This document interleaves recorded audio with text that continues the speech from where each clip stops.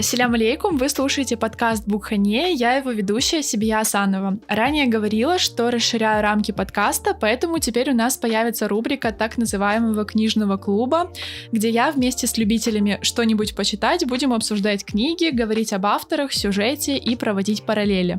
Сразу хочу заметить, что это не разговор двух экспертов или того хуже литературных критиков, это просто обсуждение и обмен впечатлениями о прочитанном. Сегодня у меня в гостях мой давний друг, коллега и журналист газеты «Храм» Тимур Куртумеров. Тимур, селям алейкум, сагул, что пришел. Алейкум. Я вот тебя представила, я все сказала или я что-то забыла? Можешь еще что-нибудь о себе рассказать? Ну, что о себе рассказать? Наверное, единственное, что забыла, это, наверное, то, что я книголюб. Это единственное. Почитать я люблю, да, действительно. И, насколько я знаю, ты любитель Стивена Кинга. Ага, именно обожатель. Ну, не то чтобы обожатель, наверное, обожатель я больше Толкина, а Стивен Кинг, это, наверное, в последнее время мне он стал очень нравиться. Окей. По рекомендации Тимура я прочитала книгу «Выбор» Евы Эдит Эггер. И сегодня мы будем обсуждать как раз-таки ее. Тимур, расскажи кратко, о чем эта книга и кто ее автор.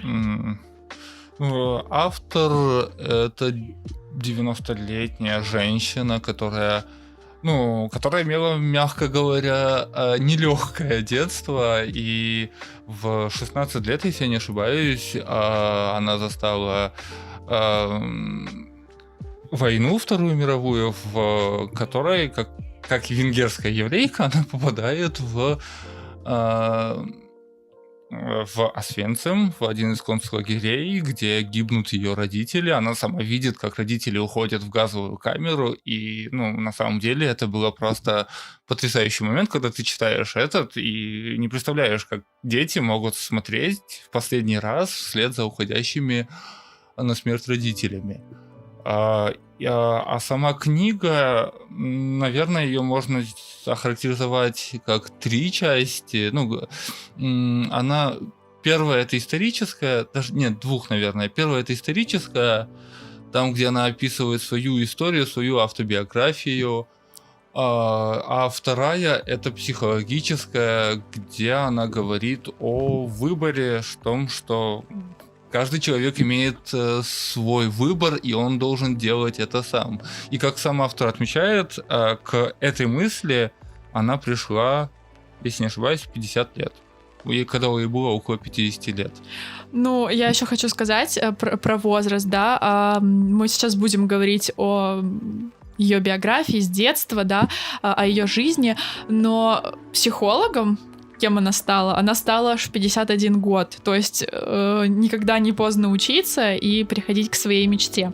И вот на самой книге написано, что это книга о свободе и внутренней свободе человека.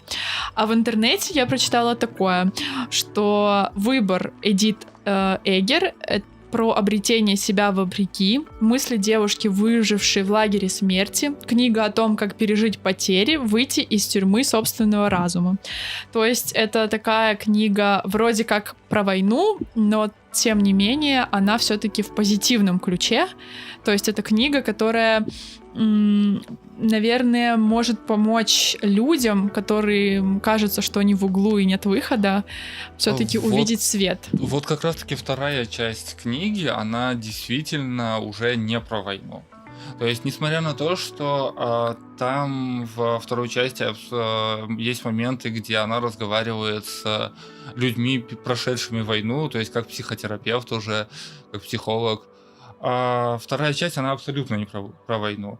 И, кстати, отмечу тот момент, что как я вообще попал на эту книгу, мне ее посоветовала одна знакомая моя психолог, и она сказала мне довольно интересную вещь. Она сказала почитать это, но то, что я забыл тебе сказать, но перед прочтением книги «Выбор» она посоветовала почитать мне книгу «Чайка по имени Джонатан Ливингстон».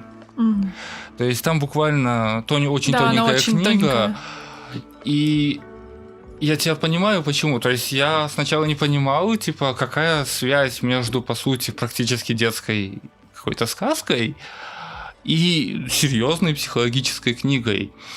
А теперь я понимаю, что вот в Чаке по имени Джонатан Ливингстон там тоже, по сути, психология того, что мы все держим у себя в голове. То есть все рамки у нас в голове. Ну, давай тогда немножко вернемся в начало книги, с чего эта книга начинается.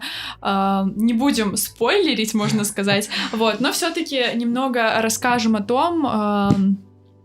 Во-первых, хотелось бы поговорить о подаче. Как подается текст, как подается информация, потому что читать что-то, основанное на реальных событиях, это всегда интересно, но иногда это все очень сложным языком написано, тем более книга, первая ее часть про очень страшные события, да, то есть это и война, и Холокост, и лагеря смерти, в которых она побывала, вот. Но давай поговорим немного о языке, о подаче.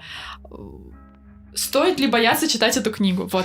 Ну, во-первых, говоря о подаче, я бы сказал, что подача очень даже мягкая. Вот для такой книги, для такой темы, говоря об концлагерях, это очень мягко, оно не описывается прям настолько вот все эти ужасные вещи. То есть на них намеки, есть указания, но нету прям сцен, которые бы показывали все эти ужасы. И вот это прям очень сильно выделяет по сравнению с другими подобными книгами, потому что их тысячи про концлагеря, про ужасы войны. Язык очень легкий, очень... смотря на каком языке читать. То есть я как человек, который читаю его на русском, я не знаю, на английском, возможно, он потруднее или там на других языках. Но на русском очень легкий. И мне, кстати, я даже еще вперед немножко отодвинусь, мне очень понравилась обложка книги. Я помню, что там изображено. На обложке маленькая девочка, цветочек, который светит сверху, как фонарь. Там не просто цветочек, там, цветочек, как настольная лампа какая-то. Да. А вот ведет к этой настольной лампе колючая проволока. Ага, вот это я, кстати, не заметила. И цветочек типа тюльпана или что-то вот похожее. И вот внизу девочка, и насколько я читал, это очертания самой автора. Силуэт самой автора. И то есть книга сама из самого начала начинает преподносить, что там будет, о чем рассказывается. То есть, хотя мы сразу этого не понимаем. Ну да, я, если честно, вот увидела цветочек, увидела девочку, но вот на колючую проволоку я вообще не обратила внимания. Да, здесь что-то похожее то ли на тюльпан, то ли что-то такое. Вот. И колючая проволока. Да. На самом деле Ева Эдит Эггер, она была балериной в своей юности и детстве, да, она выросла в семье портного, и всегда в семье, как она описывает, ей отделялось, не самое лучшее место. Она была всегда в тени своих сестер, своей сестры-скрипачки, вот. Но тем не менее, ее навыки и талант, можно сказать, спасли ей жизнь, да, так скажем. Вот. И это очень показательно, что они попадают, как мы уже сказали, со своей семьей в концлагерь Аушвиц-Биркенау в Освенцим, и при первой же селекции ее мать отправляют на смерть, и она остается, они с сестрой остаются сиротами, и в первую или вторую ночь буквально в их барак приходит, напомни, пожалуйста. Комендант, по-моему, или что-то. Ангел смерти, этот врач, который делал опыты на узниках. Вот. Я сейчас, прошу прощения, не вспомню его имя. Вот. И он заставляет ее танцевать, и она, танцуя перед ним, представляет себя на большой сцене, да. Это очень показательно. И я вот все-таки задалась таким вопросом. Она действительно тогда так думала? ну, то есть реально будучи молодой девочкой, да, либо это осознание пришло к ней через много лет. То есть вот... Я не думаю, что она представляла себя на большой сцене. Я думаю, что она представляла, что это ее последний танец перед смертью. Ну, потому что понятное дело, что все, кто попадал в концлагеря, они уже были, они не были готовы к смерти, но они ее ждали, как бы это страшно не звучало. И я думаю, что если бы она, танцуя перед ним, не понравилась ему, то ей бы тоже была уготована смерть. Но ей повезло. И, возможно, она что-то представляла перед собой, но это, наверное, от какого-то страха. Я не могу сказать точно. А когда это осознание пришло, я думаю, что по прошествии лет, когда она стала больше заниматься таким своего рода самокопанием, и вот, тогда она уже, наверное, осознанно дошла до этого. Ну да. Один момент, это первый эпизод, когда ее навыки спасли ей жизнь, и второй эпизод, когда они с сестрой попали в разные шеренги, так скажем, на селекции. Она перебежала? Да, когда она перебежала. И это, конечно, мы понимаем, что она в очередной раз спаслась от смерти. И очень символичным, мне кажется, еще то, что когда ее спасли уже, да, мы уже сейчас все перепрыгиваем через все эти события. Спойлерим мы. Вот. У нее был поломан позвоночник. То есть это как-то очень символично в плане того, что позвоночник, да, это, тем более для балерины, это самое главное, можно сказать. И это любого человека. И любого человека, и человека, который занимается, например, танцами, да, искусством. Это по сути все, да. Все, просто, можно сказать, был поставлен крест, но тем не менее, и даже иногда чисто символично используется это выражение, сломать хребет, да, там, то есть такое, вот. И у нее действительно... А тут вот в прямом смысле да, был тут поломан... и в прямом смысле, и в переносном смысле оно как бы читается. Но тем не менее, она все-таки стала тем, кем она стала. И борьба ее не закончилась за выживание в Освенциме. Сейчас мы об этом позже поговорим. Кстати, вот говоря о сломанном хребете и полностью, наверное, вспоминается одна из цитат, где вот мы все любим говорить, что время лечит. А она вот в своей книге говорит абсолютно обратное. Сейчас постараюсь процитировать.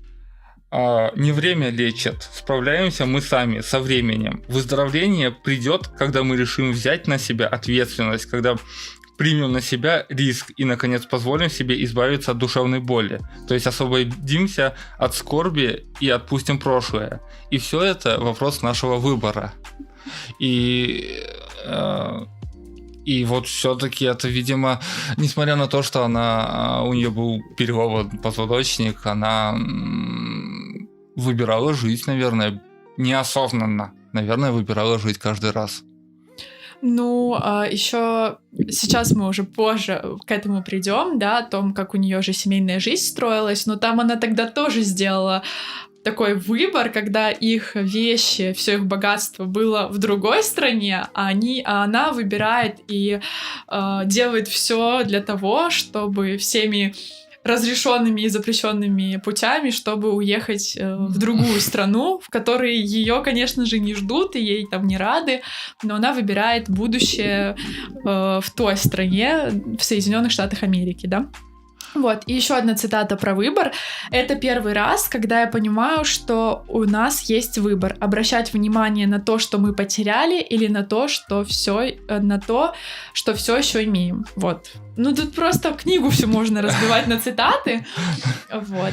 Она полностью вся пронизана выбором. И несмотря на то, что она автобиографичная, то есть, во-первых, не нужно смотреть на эту книгу, когда будете читать, или когда я читал, то есть это не какая-то панацея, это не лекарство для каждого из нас. Это просто нужно для того, подобные книги, в принципе, нужны для того, чтобы осознать, что выбор — это нормально, и что выбор мы делаем, по сути, каждый день, каждый час, каждую минуту, каждую секунду. Даже вот сейчас мы с тобой разговариваем, мы выбираем слова, которые мы будем говорить. Поэтому когда будешь читать, наверное, нужно понимать,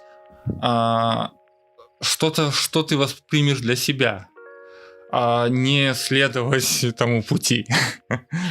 Это нереально, в принципе, но и не надо ожидать, что это будет панацеей. Да. Я на самом деле всегда провожу какие-то параллели. Я читала книгу «Зулейха открывает глаза», вот, и я почему-то... Мне сначала это очень зашло, потому что я проводила параллели с депортацией, да, вот с этим, описывался путь, да, высылка, раскулачивание. И я очень как-то близко это все восприняла. И читая книгу «Выбор», честно говоря, я тоже проводила какие-то параллели, потому что это и исторический период один, да, с депортацией, и эти поезда. Я вот даже себе, скринила условно. Поезда, да, они прям там вот. Да. Они сразу параллели проводят. Да, я как бы скринила разные эпизоды из книги, и вот заскринила описание вагона, которое она дает. Вагон не похож на те, в которых я ездила раньше. Это не пассажирский поезд, в нем перевозят домашний скот или грузы. Мы человеческий груз. Нас по сотне в вагоне. Каждый час ощущается как неделя. Неопределенность растягивает минуты. Неопределенность и непрекращающийся стук колес по рельсам. На 8 одна буханка хлеба, 1 ведро воды на всех, 1 ведро для отходов нашей жизнедеятельности. Пахнет потом и экскрементами. Люди умирают в дороге. Все мы спим стоя, привалившись на наших родственников, вытесняя мертвых. Вот, я, честно говоря, читаю, и мне прям очень... это было близко, хоть и я, конечно, Аллаха шукур, не находилась в таких условиях, но тем не менее, когда ты читаешь подобные истории, ты все-таки проводишь вот эти вот страшные параллели все-таки. Но все равно это не такое далекое прошлое, чтобы оно забылось, и до сих пор историческая память, вот как-то не очень люблю это выражение, но оно действительно, наверное, все-таки народная память, она все еще живая, и сейчас у нас есть свидетели того периода до сих пор, хоть уже все меньше и меньше с каждым днем, но они есть, и, наверное, поэтому в нас это прям откликается максимально. И да, действительно, там очень много параллелей можно проводить с крымскими татарами, с нами, с депортацией, в какой-то степени возвращением, да и с нынешними днями. Там просто, если читать, то, думаю, каждый может провести 1000 параллелей на каждой странице. Но мне, если честно, кажется, что мы можем проводить параллели в момент этих страшных событий, в момент возвращения, но почему-то у нас все-таки выбор наш в более негативную сторону. То есть мы как-то всегда и во всем виним депортацию, и все наши проблемы, вот это... все... то есть меня могут сейчас закидать камнями. Нет, я полностью сказать, согласен. Что это очень страшно, и мы очень пострадали. Я с этим согласна, я это никак не отрицаю, но тем не менее, возможно, наши бабушки, дедушки, они, вернувшись, строили жизнь для нас, но сейчас мы не имеем права жаловаться на то, что у нас сложная историческая прошлое, обстановка, да, то есть мы должны сейчас делать выбор в пользу светлого, развиваться, вот, быть, наверное, становиться и увеличивать число интеллигенции крымско-татарской, что-то делать. То есть, и вот сейчас я очень часто в сегодняшние дни слышу фразу «делай то, что можешь, и то, что должен, и пусть что будет». То есть мы должны заниматься тем, что мы умеем, делать это хорошо, а не продолжать все-таки жаловаться на прошлое. Потому что не одни мы такое пережили, и... Нет, на самом деле это так, и я полностью с собой согласен, что мы не должны жить прошлым, Мы его не должны забывать, но и жить в нем мы не должны. Мы, несмотря ни на что, продолжаем в нем жить в той или иной степени. Каждый в разной степени живет в прошлом. Но опять же, это чистая психология, потому что почему мы не должны жить в прошлом? И психологи всегда говорят, ты можешь изменить прошлое?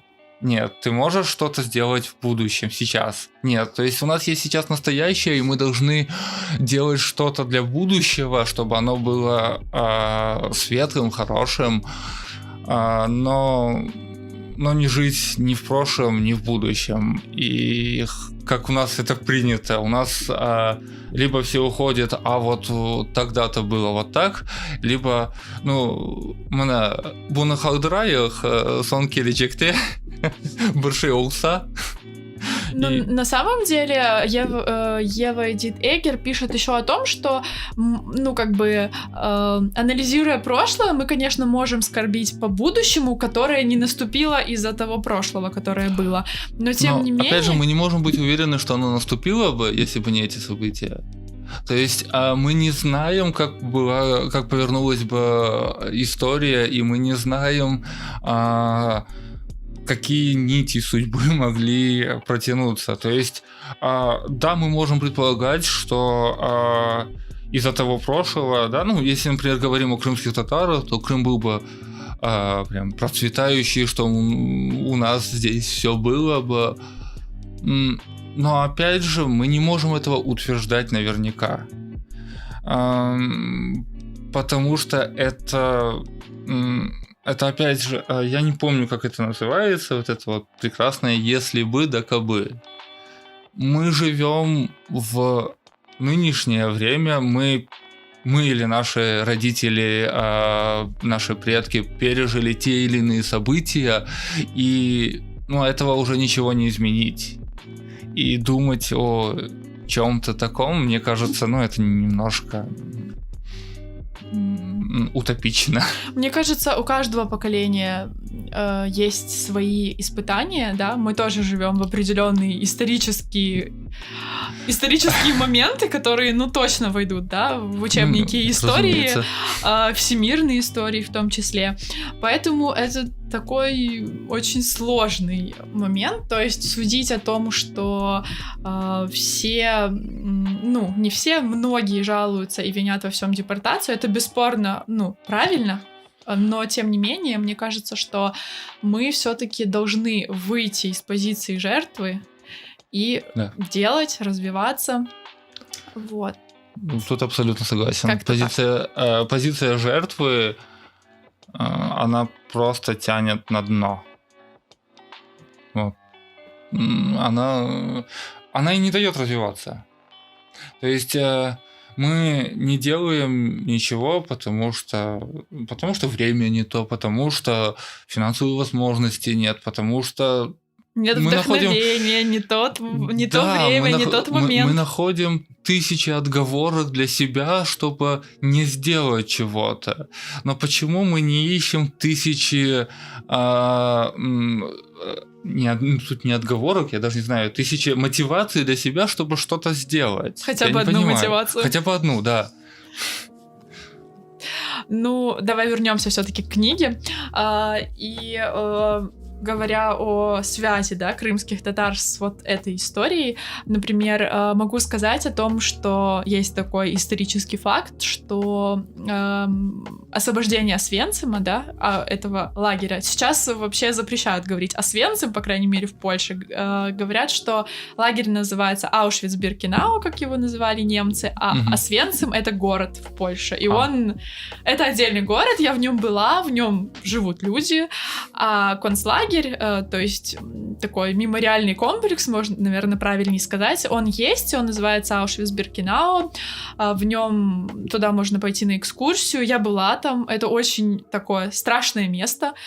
И место, в которое не хочется возвращаться, но мне кажется, очень сложно забыть, да? Сложно забыть, и важно там побывать, в принципе, чтобы посмотреть вообще, в принципе, какой нечеловечность может, нечеловечности и жестокости может вообще, в принципе, дойти человек. Быть человек, но это делает человек. Да, и то есть, мы сейчас понимаем, что это все актуально по сей день, но на тот момент я там была, наверное, в 15-м, либо в 16-м году, вот, мне было очень, страшно, и очень показательно было, я читаю книгу, как будто бы я вернулась снова в этот мемориальный комплекс, да, и мы, когда автор рассказывает про селекцию, когда они попали в лагерь, там у них забирали одежду, забирали очки, выбривали волосы, то есть они оставались полностью голыми, ни с чем, все. И мы заходили в эти комнаты, в которых была комната с волосами, была комната с очками, была комната, например, с чемоданами под стеклом, да, то есть это не просто какой-то маленький эпизод, то есть реальные вещи реальных людей. Это реальные вещи реальных людей, которые были найдены при освобождении концлагеря. И была камера, да, огромная, эта стеклянная комната, в которой были протезы различные. Зубы, ноги, руки, то есть эти протезы, то есть людей, полностью оставляли ни с чем. И такой был эпизод. В нашей делегации была девушка, она была художницей, то есть она была творческой личностью, а как мы знаем, творческие люди, они, более близко к сердцу, возможно, принимают, переживают. И у нас был такой экскурсовод, которая рассказывала очень таким тихим голосом, с таким выражением, то есть тебя просто пробирали мурашки, в принципе, от места, в котором ты находишься, и от манеры повествования того, что здесь происходило. И в какой-то момент эта девушка, увидя эту огромную кучу волос, она просто зарыдала. Просто в тишине она просто зарыдала. И я понимаю, что если мы спустя столько времени, да, переживаем, да, есть такой термин в книге «репереживание», этим людям, то что чувствовали они тогда, да? Это очень страшно. И к чему я начала этот разговор, что при освобождении этого концлагеря велась, конечно же, съемка, и одним из людей, который снимал эту съемку, был крымский татарин Кенан Кутубзаде. И я даже смотрела эту кинохронику, но сами историки, эксперты польские, они говорят, что это, не совсем достоверное видео, потому что когда туда зашли освобождать, первым делом, хоть и были эти кинографисты, да, операторы, было, не до съемки. Они были просто в ужасе, в шоке, и они просто, не смогли ничего делать. Позже они попросили, возможно, в этот же день снова всех зайти туда и на камеру выйти. Но это уже, как говорится, чистота эксперимента была не той. То есть на этих кадрах были ужасные вообще на вид люди, исхудавшие, грязные. Страшно.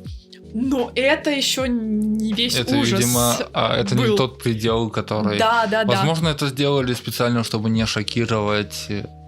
Хотя еще больше других людей, которые не побывали в этом. Хотя я не знаю, что может еще больше шокировать, чем война, которая была в... Вторая мировая война — это исторический факт. Мы не можем это упустить. Это исторический факт.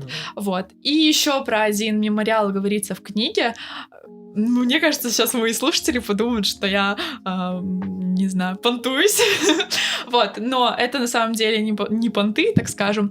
Еще один мемориал, о котором говорится, это город Будапешт, да, и там тоже есть один мемориал, он находится на берегу Дуная, и это также такой мемориальный комплекс, если не ошибаюсь, что-то, поправь меня. Он очень пробирает, и там расположены туфли, и называется он туфли, прямо туфли на набережной Дуная. В общем, этот памятник сделан в память о тех людях, которых убивали и топили в Дунае, можно сказать. Я когда первый раз увидела этот памятник, я сначала не поняла, что это такое. Потом, когда нам уже рассказали, я смотрю, и я вижу, что там очень разного размера туфли. Есть женские, мужские, есть старые, новые, и есть детские. И это было очень страшно, очень... вот я сейчас говорю, мне прям аж слезы поступают. Вот. Но тем не менее, прожив весь этот ужас, героиня и автор книги, она все-таки в конце добивается такого вот успеха, можно сказать, да, на профессиональном поприще. И она возвращается в Освенцим, чтобы... сказать, посмотреть в лицо своему страху. Вот на самом деле это очень удивительно, потому что, насколько я читал, я не могу этого утверждать на 100%, но насколько я читал, люди, побывавшие в концентрационных лагерях, они не имеют сил вернуться в то место, где их держали. И либо если они возвращаются, то это прям настолько эмоционально их давит и подавляет.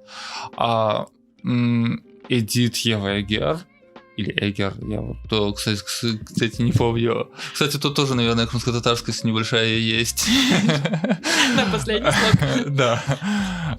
И она возвращается, она там бывает и спокойно. То есть, опять же, это восприятие ее. То есть, она абсолютно спокойна к тому времени. Насколько возможно быть там спокойным, наверное.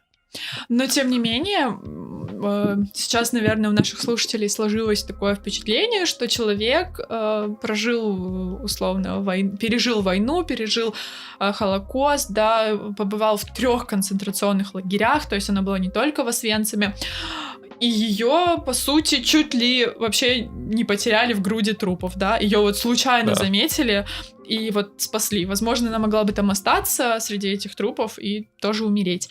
Кстати, она сама отвечает, что случайности не случайны в этом плане. Вот. Но факт в том, что это, не должно сложиться впечатление, что она это пережила, все забыла и все. Она очень много лет с этим жила и по сей день живет, и она в каждом своем пациенте находит где-то себя, где-то проблему себя, отражение себя.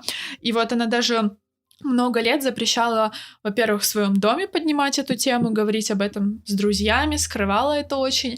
И она даже такую фразу я тоже заскринила: «Мы убеждены, что если надежно спрячем все пережитое под замок, то окажемся в безопасности и станем счастливыми». Вот. Еще одну фразу хочу прочитать в продолжении. «Только после многих лет я наконец пришла к пониманию, что эскапизм не лечит боль, он ее усугубляет. По географическим меркам от моих давнишних лагерей Америка находилась дальше всех мест, в которых я жила ранее. Но психологически я была здесь узницей в большей степени, чем прежде. Убегая от прошлого, от своего страха, я не обрела свободы». Вот. Так и, по сути, так и есть, когда мы от своих проблем, от своих мыслей открещиваемся, мы не решаем вопросы, которые вызывают эти мысли. Мы их просто куда-то на задний план отодвигаем в своей голове, а они там все время живут, разрастаются, и это вызывает еще больше... Это, наоборот, влияет хуже. Тут в этом плане я согласен с ней. Кстати, сама... Я не помню, вот я точно не помню, но я читал историю, что то ли у самой Эдит Евы, то ли у ее коллеги Виктора Франкла, что Вот кто-то, что именно Виктор Франкл в какой-то степени заставил ее написать свою историю как книгу. Она это писала в благодарностях. В конце Да, значит, книги да, она у неё. писала это в благодарностях и говорила, что я благодарю моего друга. Это тоже Виктор Франкл, ученый, который также пережил... они находились... Ученый-психолог, Да, он тоже пережил концлагеря. И, то есть у них истории, по сути, абсолютно, если не идентичные, то очень похожие. Ну да, и то есть также она в книге говорит о том, что когда она еще только собиралась стать психологом или получала образование, она как раз-таки натыкалась на труды этого человека, и они в какой-то степени тоже определили ее будущее. Вот. Видимо, в какой-то степени это он ее учитель. Ну да. И еще такой интересный момент, тоже из книги. Подобное происходило в концлагерях. Не зная, что им делать с долгожданной свободой, бывшие узники в пространстве разбредались из мест своего заключения, а затем возвращались, приходили через лагерные ворота обратно, входили в бараки и отрешенно сидели на нарах. То есть это какой-то эпизод, как было с крепостным правом. Когда крепостное право упразднили, крепостные не знали, что делать. Да, они возвращались к своим баринам. И возможно, это какой-то синдром, не знаю, стокгольмский синдром, что ли, можно назвать, когда... потому что ты не знаешь, что делать. В какой-то степени это действительно похоже на стокгольмский синдром.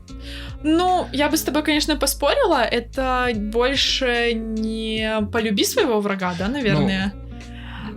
По факту они же те, кто у кого, стокгольмский синдром этот, они же не любят своего врага. Вот они не любят в том смысле, в котором можно любить. То есть их, по сути, они просто меняют свое положение. Они меняют свое отношение к этому, и они меняют, чтобы сохранить себя в какой-то степени. То есть, это не в полной мере, конечно, вот это нельзя сравнивать, но возвращение туда, это... Они просто не знали, что делать больше. То есть они жили там условно полгода-год, и за эти полгода-год, и, наверное, в их головах настолько все поменяли. Мы просто даже читая все книги про ужасы концлагерей, не понимаешь... До конца все равно не рассказывается о том, какие там опыты, эксперименты или еще что-то проводилось над этими людьми. А эти сами люди не рассказывают, кстати. Кстати, заметила это? Сами люди, пережившие, очень редко рассказывают о годах, проведенных действительно в концлагерях. Люди, которые были действительно свидетелями этих событий, я не знаю про концлагеря, но вот, например, участники войны, да, они со слезами на глазах это вспоминают, и вообще не стараются вспоминать, потому что, это страшно. И вот эти вот все фразы, да, и праздники, которые приурочены к этим дням Победы, для ветеранов это не праздники. Совсем не праздники. Да, потому что, война — это страшно, и война — это страшно для обоих сторон, и по ту, и по эту сторону. И это страшно для детей, в первую очередь, не для взрослых, а для детей, потому что психика детей, она поломана, абсолютно поломана, и не знаешь, что будет с этими детьми. Поэтому... Еще такой момент, я, кстати, тоже об этом думала, когда читала книгу, уже дочитала. Говорят, многие психологические проблемы, они имеют корни из детства, да? То есть что-то в детстве произошло, и потом это может и в зрелом возрасте, и в старости это может выйти, да, наружу. Когда я читала книгу, для меня было очень удивительным, как человек, который пережил в детстве, в юности, да, такие события, то есть, в принципе, человек с поломанной психикой, вот абсолютно. вдребезги просто, потому так, что не собрать. Да, не собрать, это ужас, потеря родителей, потеря близкого человека, да, ее первая любовь, она узнала, что он тоже погиб. Голод, вот эта вот селекция, вот эти я не знаю, круги ада, которые они проходили, и потом... И она же не сломилась, она же боролась за свое будущее. Очень удивительно, интересно и страшно. Это сила воли человека, которая, как сама автор говорит, и есть у каждого человека.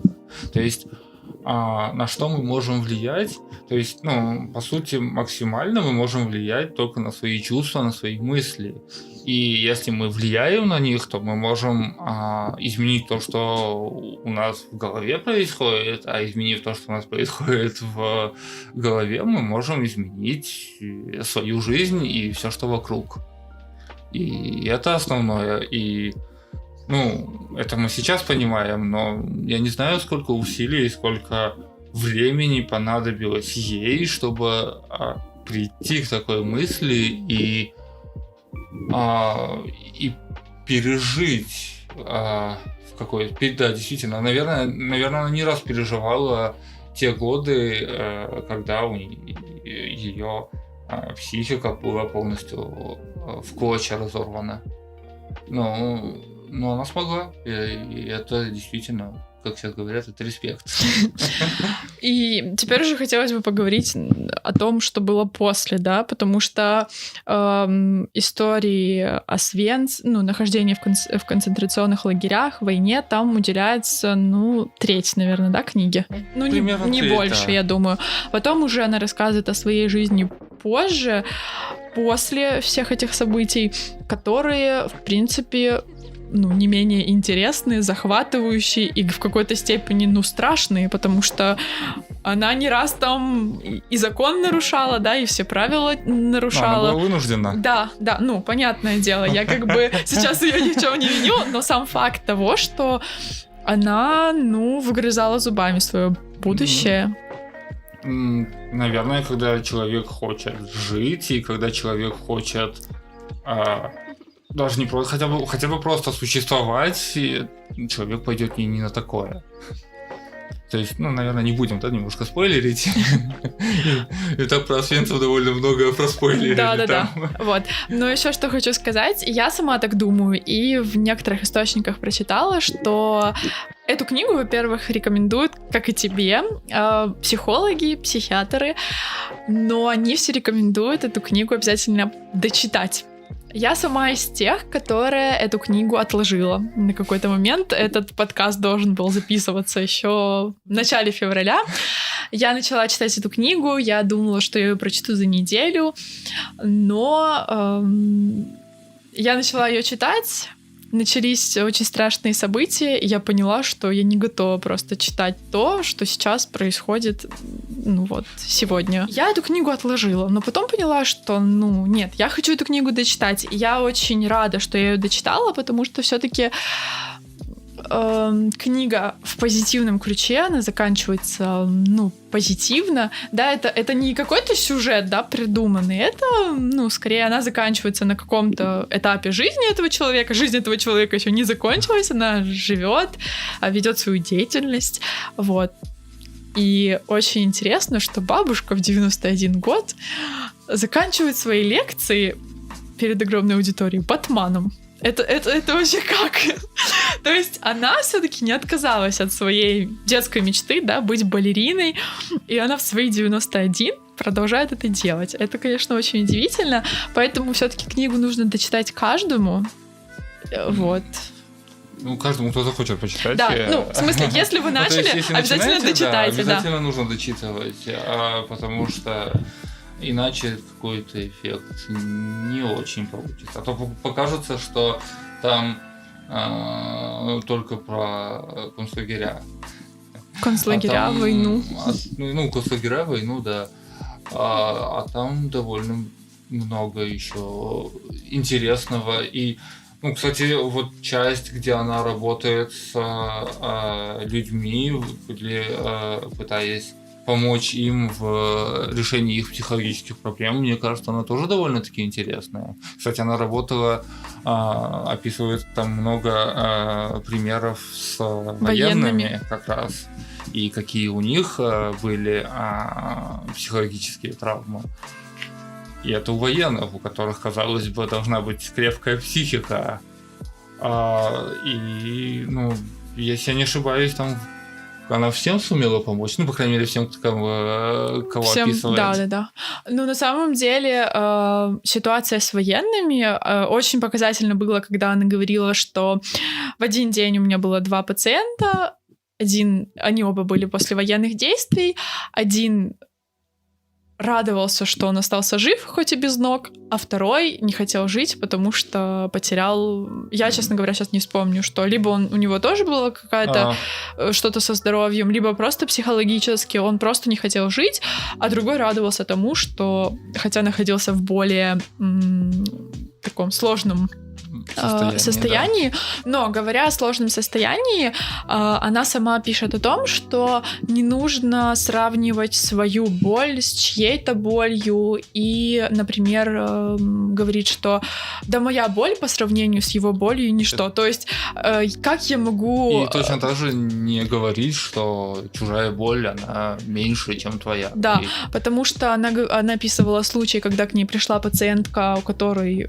если не ошибаюсь, умерла дочь или близкий человек, и она была в ужасе, да, она не хотела жить. И пришла пациентка, у которой машину покрасили не в тот цвет, и для нее это была тоже страшная проблема. Я, если честно, тоже думаю, это же какая-то ерунда, но очень показательно, что автор говорит, нельзя сравнивать боль, для каждого, каждая боль, она важна, каждую боль нужно пережить, и каждая боль, она по-своему...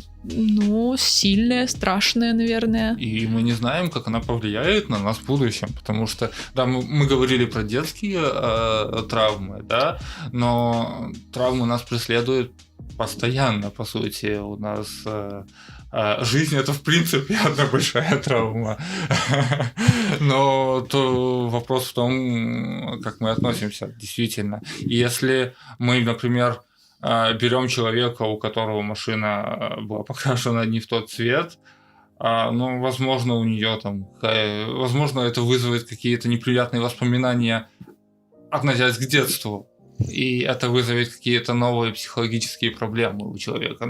То есть мы не можем мы действительно не можем знать, что на душе у другого человека, и нельзя сравнивать, что типа, да ладно, у этого нет, у этого какая-то проблема, а вот у меня, и это действительно неправильно. Это опять же выбор. Там все пронизано выбором. Вот не зря, вот именно название просто идеально подобрано под книгу. Просто идеально, потому что там каждая страница описывает тот или иной выбор героини или некоторых второстепенных героев. Наверное, единственное, когда выбора не было, это когда их увозили в сам лагерь всех венгерских евреев и героинь в том числе. И то она это преподносит так, что мы сами должны выбирать, как мы относимся к тем или иным событиям. То есть и даже тут она преподнесла какую-то толику выбора. Но я не знаю. Эта книга действительно... единственное, есть один минус, кстати, в ней, который мне не понравился. Давай, может, тут не промо-акция у нас этой книги. Кстати, и этот минус, он такой, он несущественный. Наверное, там очень много вот такого вот американского... Вот попытки привести ее к бестселлеру. Бестселлеру в том смысле, что чтобы вот было вау какой-то. Она стала бестселлером. Она стала бестселлером, но там вот есть некоторые моменты, как мне показалось, которые прям вот очень-очень натянуты по-американски, наверное. Как вот, например, какие-то боевики подтягивают, там главный герой, который супер крутой. Но это, наверное, уместно. Но это и минус, и нет. Мы, конечно, не можем судить, если только самого автора не спросим. К сожалению... Это несколько сложновато, да. Вот, но еще один такой момент хотела отметить вот здесь про перекладывание ответственности и про позицию жертвы. Легче думать, что кто-то или что-то отвечает за твою боль, чем принять на себя ответственность и выйти из образа жертвы. Этому научил меня наш брак. Каждый раз, когда досада на Беллу отвлекает меня от работы и моего развития, каждый раз мне легче обвинить его во всех несчастьях, чем взять ответственность на себя. Вот, мне кажется, мы очень часто грешим этим все. Я в том числе, я могу там грешить на магнитные бури. Ну, то есть даже если я не грешу на какого-то человека, я могу это грешить отсутствием хорошего ноутбука и всего-всего. Какие-то материальные, либо какие-то... Ну, наверное, не со здоровьем все-таки, а попытки... Ну, все попытки сказать, что там давление низкое, высокое, среднее какое-то, еще что-то, дождь, солнце, снег, холодно, жарко. Это все, да, мы все на это скидываем. Но... Ну, а еще если... Кстати, если говорить о крымских татарах, мы ведь грешим еще и другим, что мы перекладываем ответственность, виноваты находящиеся... Вот сейчас, например, вот очень много споров было о том, что, типа, надо уезжать, не надо уезжать.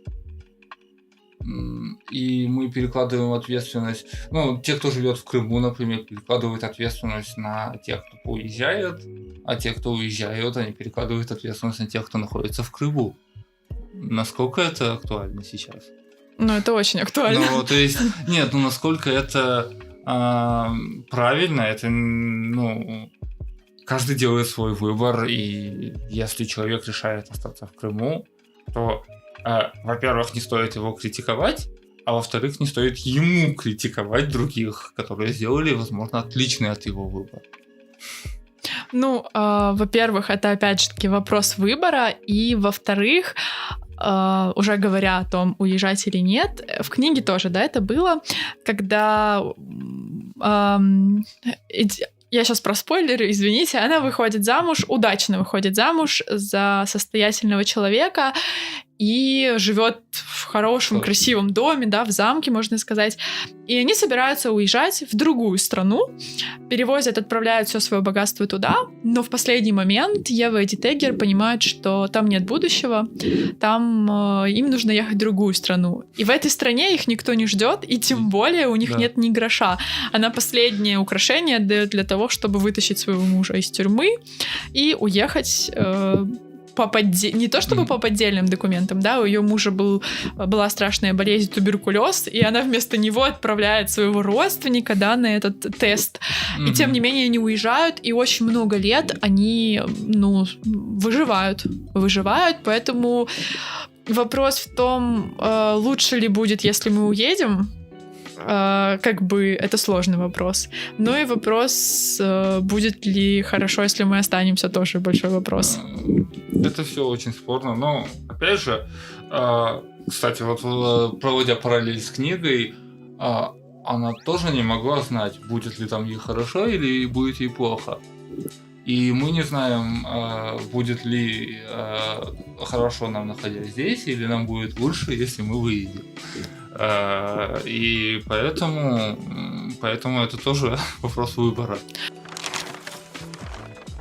Как ты думаешь, каким ценностям учит эта книга? Каким ценностям?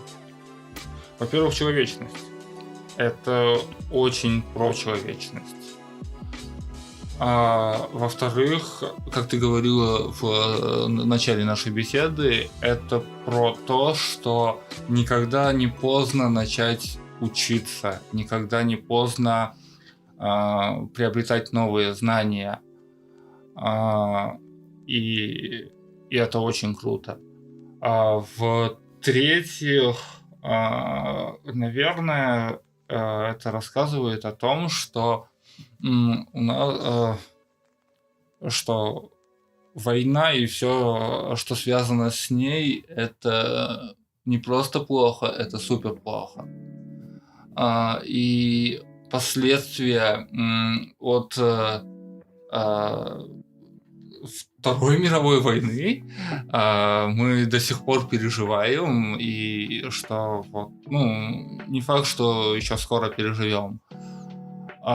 И основное, ну вот я ее последним говорю, но это, наверное, основное, это то, что человек сам властелин своей судьбы, сам властелин своей жизни, и он должен, ну, точнее, он не должен, то есть это, наоборот, книга про то, что, типа, что ты никому ничего не должен. Ты сам отвечаешь за свои поступки, за свои мысли, за свои действия или бездействия. И поэтому это очень про выбор. Тимур Чохсагл, я все-таки еще раз благодарю тебя за эту беседу и советую нашим слушателям прочесть эту книгу. Пишите свои комментарии под этим постом, пишите свои впечатления от выпуска, пишите впечатления о книге. Возможно, мы что-то сказали не так. Будет очень интересно почитать мнения отличные от наших. Просто была беседа, чтобы обсудить эту книгу. Действительно, мы не эксперты. Мы не эксперты литературоведы и тем более не эксперты-психологи. Наверное, интересно было бы послушать мнение практикующих психологов. Очень интересно. Сенде сагу себе. Все, корышкенчи.